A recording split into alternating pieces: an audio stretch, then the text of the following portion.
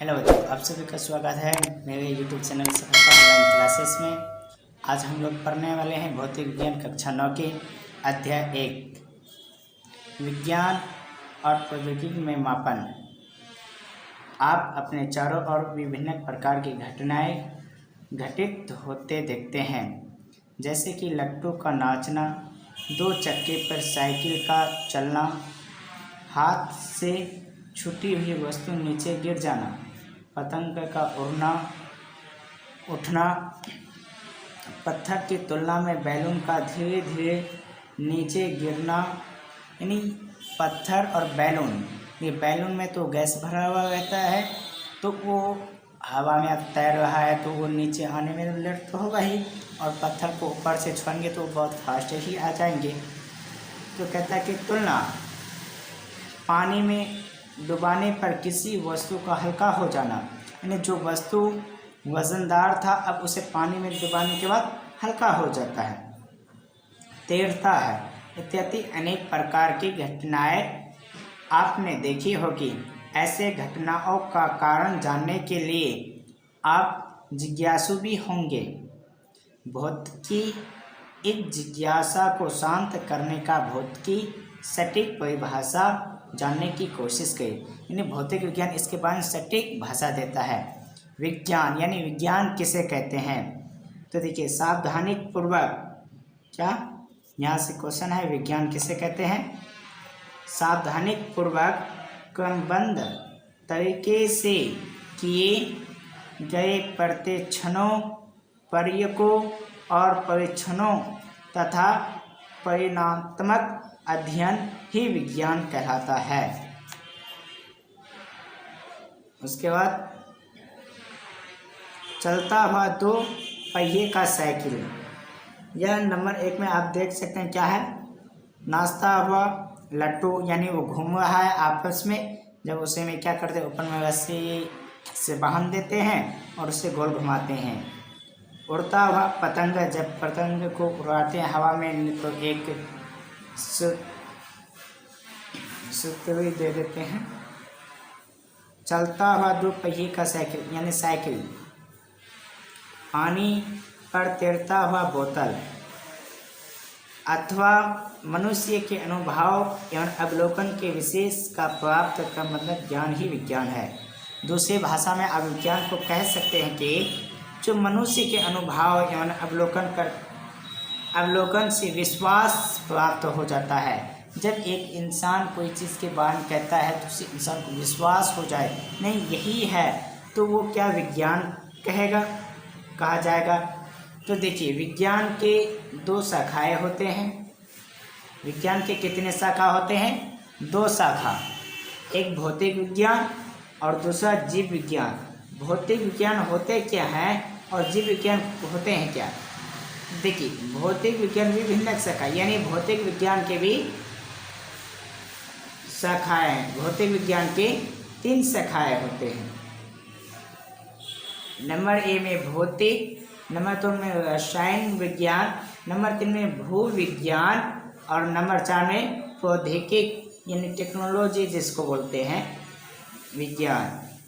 और जीव विज्ञान के भी 2 शाखाएं होते हैं। जीव विज्ञान अगर पूछ ले, जीव विज्ञान के कितने शाखा होते हैं, 2 शाखा होते हैं। एक शाखा देखिए वनस्पति विज्ञान और दूसरा है जंतु विज्ञान। दोनों में क्या है कि वनस्पति जो वन के बारे में बताता हो, पेड़ पौधे के बारे में ज्ञान देता हो, वो वनस्पति विज्ञान में हो जाते हैं। और जो जंतु जीव के बारे में बताता हो, जो एक दूसरे पे निर्भर हो, उसे क्या कहते, जंतु विज्ञान, जो जंतु के बारे में ज्ञान देता है। देखिए क्या दिया, जीव विज्ञान में जीवों, जंतु और पेड़ पौधे की उत्पत्ति, जन्म, जीवन चक्र, आपसी संबंध, उपयोग इत्यादि की जानकारी होती है। वहीं पे है कि भौतिक यानी भौतिक विज्ञान की परिभाषा आगे दिए जाएगी। अब देखिए भौतिक विज्ञान के हम लोग 3 शाखा पढ़े थे। पहला शाखा में देखिए क्या कहता है, ए में भौतिक की सर्वमान और नवीनतम परिभाषा है। कि प्राकृतिक घटनाओं को संचालित करने वाले कारणों नियमों का, यानी प्राकृतिक जो अल्लाह भगवान ईश्वर दिया है उसके द्वारा कोई घटना हो जाता है, जैसे कि बाइक से बाइक टकरा जाना, कोई तो देख के तो नहीं जाता ना कि हम जाएंगे तो हो ही जाएगा टकराव या एक्सीडेंट। तो प्राकृतिक घटनाओं को संचालित करने वाले कारणों, यानी किस कारण से संचालित, किससे हुआ है, नियमों का पूरे नाम जो के साथ जानने समझने का विज्ञान ही भौतिक विज्ञान है। जैसे देखते होंगे कि घर में अगर कुछ होते हैं तो आप लोग उसके बाद जानने कैसे हुआ, कहाँ हुआ, क्या कारण से हुआ, वही है भौतिक विज्ञान। ये ब्रह्मांड पदार्थ और ऊर्जा से बना है। ये किससे बना है? ब्रह्मांड जो दुनिया है उसमें ऊर्जा से बना है। अतः मात्रा और ऊर्जा का आपसी और पारंपरिक अभिक्रिया ही प्राकृतिक घटनाओं का कारण है। तब भौतिकी की दूसरी परिभाषा निम्नलिखित तरीके से दी जा सकती है।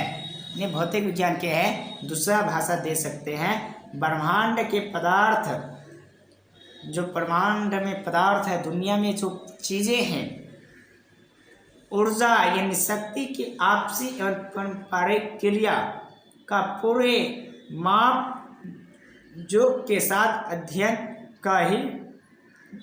अध्ययन विज्ञान ही भौतिक विज्ञान है। ठीक है, देखिए क्या भौतिक में खोजे गए प्राकृतिक को संचालित करने वाले कारणों को प्राकृतिक नियम कहा जाता है। यानी भौतिक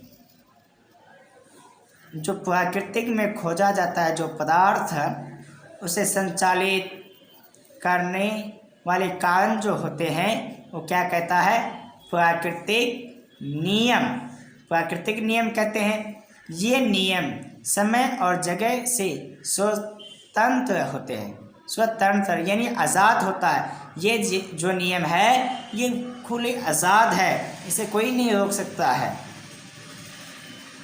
अर्थात ये नियम हर समय और हर जगह लागू होने वाले होते हैं। यानी ये नियम को आप कहीं पे भी लागू कर सकते हैं, किसी जगह भी। ठीक है, प्राकृतिक नियमों का उपयोग किन किन क्षेत्रों में होता है?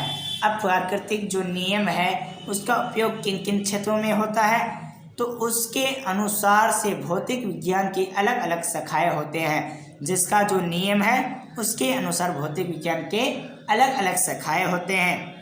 नंबर बी यानी रासायनिक विज्ञान, पदार्थों की आपसी अभिक्रिया का विश्लेषण करने वाले भौतिक विज्ञान ही रासायनिक विज्ञान है।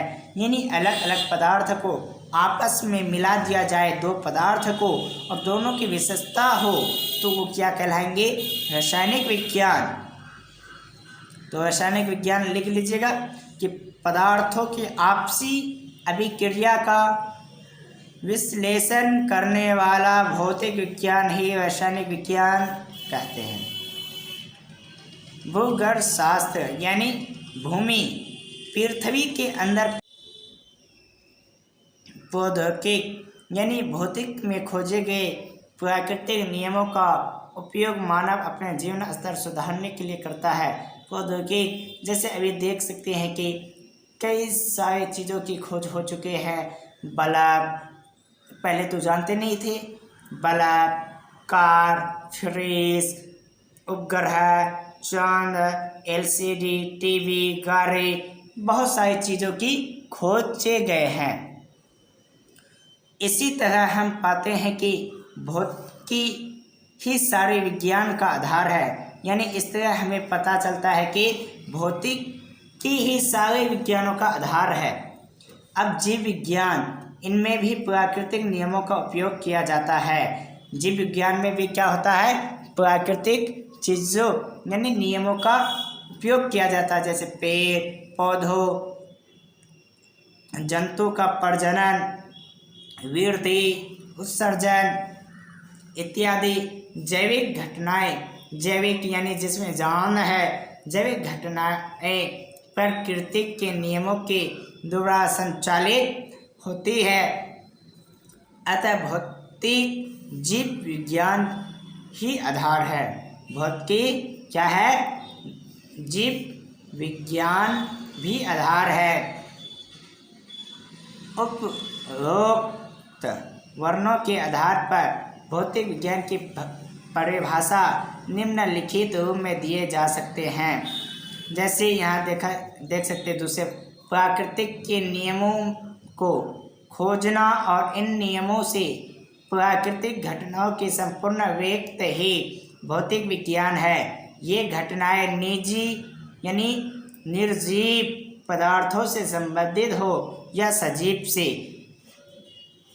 जीव विज्ञान में सिर्फ सजीवों से संबंधित घटनाओं का ही अध्ययन किया जाता है। इस घटना यह स्पष्ट होता है कि जीव विज्ञान भी भौतिक विज्ञान का अंग है। यानी इस घटना से ये तो पता चलता है जीव विज्ञान भी जो है भौतिक विज्ञान का ही अंदर है। जीव विज्ञान के पूर्ण अध्ययन के लिए भौतिक विज्ञान का अध्ययन भी आवश्यकता है। अध्ययन को सुगम बनाए के लिए पूरे विज्ञान को अलग अलग भागों में विभक्त किया गया है, परंतु विज्ञान की विभिन्न शाखाओं के बीच सही सटीक अंतर करना आसान नहीं है। भौतिक राशि किसे कहते हैं? तो प्राकृतिक घटनाओं को संचालित करने वाले नियमों को गतिशील रूप से व्यक्त करने के लिए वैज्ञानिकों ने कुछ रासायनिक परिभाषा की है, जैसे लंबाई, समय, मात्रा, वेग, त्वरण, आयतन, दाब, कार्य, शक्ति, ऊर्जा, आवेश, धारा इत्यादि। इन्हीं राशियों को भौतिक राशि कहते हैं। सही क्या कहते हैं? भौतिक राशि। चूँकि भौतिक प्राकृतिक घटनाओं का पूर्ण माप तौल के साथ व्यक्त का विज्ञान है, यानी भौतिक में जिसके बारे में पूरी तरह की जानकारी देते हैं, माप तौल कर हो किसी तरह भी। अतः राशियाँ ऐसी होती है जिसे माप तौला जा सके। कोई भी राशि जो है जिसे नाप तौल सकते हैं वो कौन सी है? भौतिक राशि। जिन राशियों को माप तौल नहीं जा सके उन्हें भौतिक राशियाँ नहीं कहते हैं। जैसे प्यार, दुलार, गुस्सा, नफरत, झुंझुलाहट भौतिक राशियाँ नहीं है।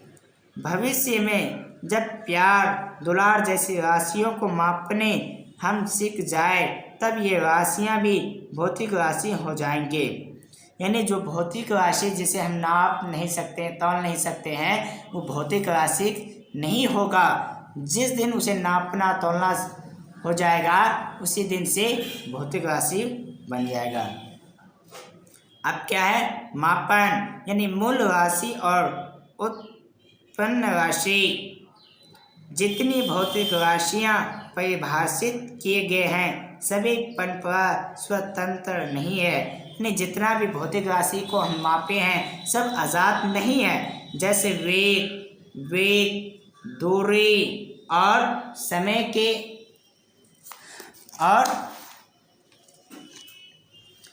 समय ये सभी स्वतंत्र नहीं है, बल्कि दो के मालूम रहने पर तीसरे को निकाला जा सकता है।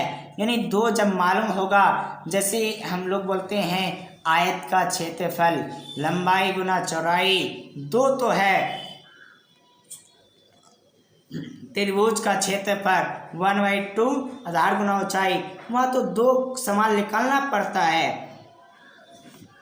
इसी तरह मात्रा, आयत और घनत्व स्वतंत्र नहीं है। कुछ भी भौतिक राशियाँ स्वतंत्र है और शेष राशियाँ को इन्हीं स्वतंत्र राशियाँ के पदों में व्यक्त किया जा सकता है। स्वतंत्र राशियों को मूल राशि और शेष सभी जो मूल राशियों के पद में व्यक्त हो सकते हैं उसे उत्पन्न राशि कहते हैं। ठीक है। विभिन्न स्थानों पर देश में और अलग अलग समय पर अनेक स्वतंत्र रासायनिक चुने गए हैं। भौतिक राशियों का पालन क्या है? भौतिक राशियों का पालन किसी भौतिक राशि को मापने के लिए इस राशि की इकाई यानी यूनिट परिभाषित की जाती है। कोई भी भौतिक राशि को जब मापिएगा उसका यूनिट यानी मान इकाई को परिभाषित कीजिएगा। किसी भी राशि की इकाई उस राशि का स्वर सम्मिलित से चुना गया एक खास मान है। इस इकाई को चुनने के लिए कुछ विशेष बातें ध्यान में रखी जाती है। यानी कुछ खास बात को ध्यान में रखना। इन्हें विस्तारित पूर्वक अपने ऊपर की कक्षा में पढ़ेंगे। यानी जब आप 10-11 में जाइएगा तब इसके बारे में विस्तारित कीजिए। इकाई या मात्रक, मूल इकाई और उत्पन्न इकाई। किसी मूल राशि की इकाई को मूल इकाई और उत्पन्न राशि को उत्पन्न इकाई कहा जाता है। मूल राशियों और इकाई, इनके इकाई के चयन की विधि अलग अलग स्थानों, देश और समय पर अलग अलग रही है। इस तरह अनेक इकाई पद्धति विकसित हुई है। कुछ इकाई पद्धतियों या किसी की चर्चा निम्नलिखित है। फुट पाउंड सेकेंड पद्धति, जिसे क्या बोलते हैं? FPS system. इस पद्धति में लंबाई, बल और समय को मूल राशियां माना गया है, जिनकी इकाई क्रमांक फुट, पाउंड तथा सेकेंड है। शेष सभी राशियां व्युत्पन्न राशि हैं, जिन्हें इन पद्धति में बल, समय और लंबाई और समय के रूप में व्यक्त किया जा सकता है। इस इकाई पद्धति का उपयोग Great Britain, England, Wales, Scotland इत्यादि देशों में समूह में होता है, जिसे कुछ अन्य देश में भी अपनाया गया।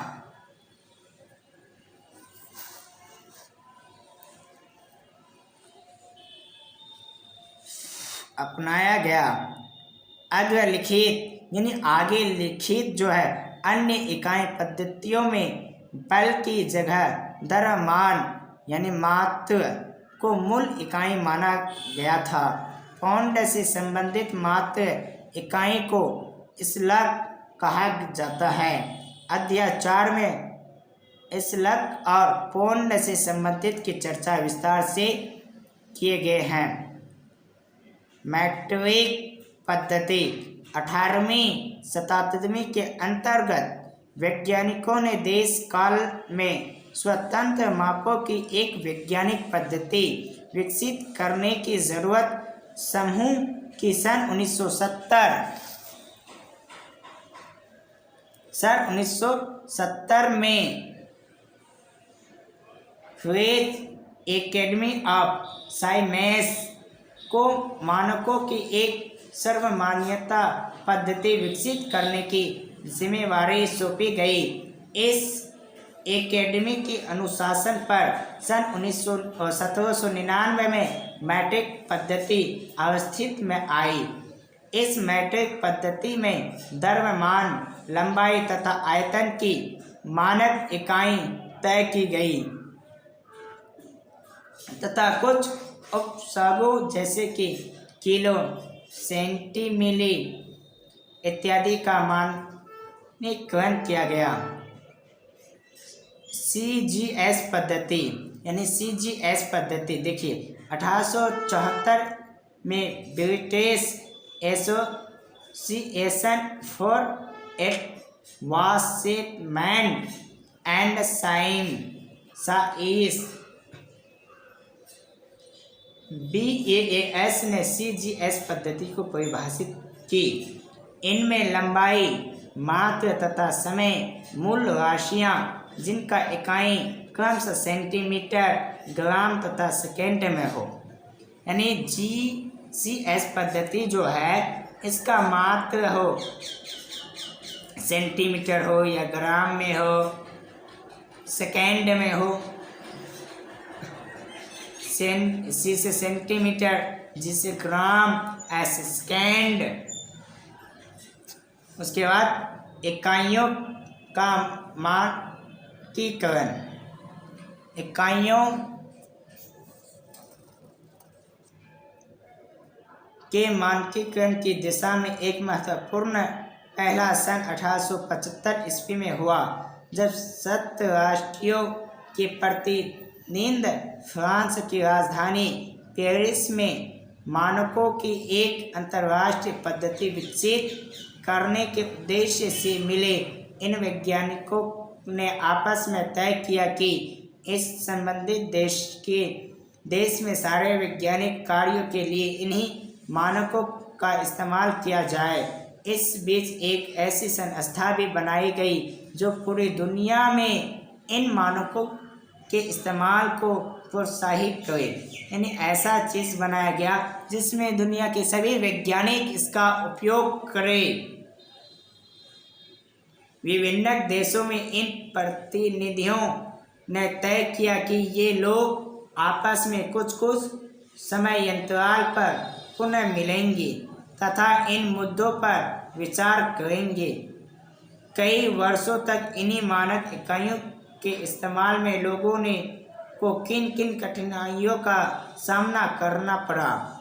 क्या किसी मानक इकाई की परिभाषा बदलने की ज़रूरत है, या इसकी यानी जो मानक बन गया क्या उसका परिभाषा बदलने की ज़रूरत है? क्या इसकी जगह पर कोई दूसरा मानक इकाई परिभाषित करने की ज़रूरत है? विभिन्न देशों के प्रतिनिधियों ने इन सम्मेलन को GCPM, ये अंग्रेजी भाषा में general conference on with and magistrates कहा। आज की तिथि में ये सम्मेलन प्रत्येक 4 वर्षों में होता है। MKS पद्धति क्या है? तो ये है CGPM का पहला सम्मेलन। यानी जब CGPM में पहला सम्मेलन हुआ था सन 1889 ईस्वी में हुआ। इस सम्मेलन में एक नए रॉड यानी छड़, जिससे हम क्या बनाते हैं, हम लोग घर जो बनाते हैं छड़ लेके, छड़ तथा एक नए बेलन का इस्तेमाल क्रमशः मीटर तथा किलोग्राम के रूप में करने का तय हुआ। यानी किलोग्राम में मीटर, किलोग्राम और सेकंड में इसका यूज करना हो। किलोग्राम को द्रव्यमान के मानक इकाई, किसमें मानक इकाई रूप में उपयोग करने पर सहमति बनी। इस सम्मेलन में सेकेंड की परिभाषा भी दी गई। एक सेकेंड को मध्य सौर दिवस के 86,400वें भाग के रूप में परिभाषित किया गया। इस पद्धति को MKS पद्धति के नाम से जानने लगा। सन 1954 ईस्वी में CGPM के 10वें सम्मेलन में 3 और मूल इकाइयों की परिभाषित कर जोड़ी गई। विद्युत धारा के लिए एम्पियर, तापक्रम के लिए केल्विन तथा ज्योति तीव्रता के लिए कैंडेला। SI पद्धति सन 1960 ईस्वी में CGPS के 11वें सम्मेलन में विचार प्रांत एक और नई इकाई मात्रकों की पद्धति में जोड़ा गया, जिसे मोल कहा जाता है। जिसे क्या कहते हैं? मोल। ये इकाई कणों के झुंड की मात्रा के लिए इस्तेमाल होता है। CGPM के इस सम्मेलन में मात्रकों की पद्धति का पूरा विश्व में इस्तेमाल है तो एक नए नाम दिया गया जिसे आमतौर पर SI सिस्टम के नाम से जाना जाता है। इस पद्धति के तहत मिस्टेक में कुल 7 मात्रक हैं।